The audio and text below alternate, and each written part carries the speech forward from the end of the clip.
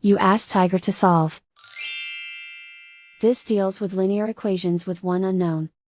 The final result is x equals -11/14. Let's solve it step by step. Simplify the expression. Multiply the fractions. Expand the parentheses. Multiply the coefficients. Simplify the arithmetic. Break up the fraction. Swap sides.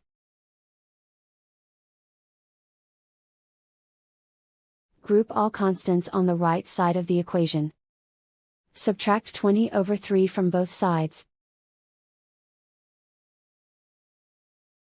Combine the fractions. Combine the numerators. Reduce the zero numerator. Simplify the arithmetic. Convert the integer into a fraction. Combine the fractions.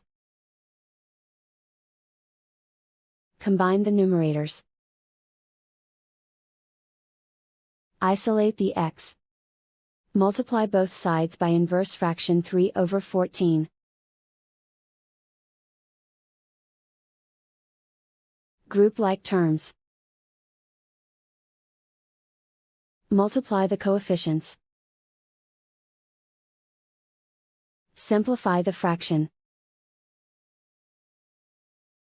Multiply the fractions.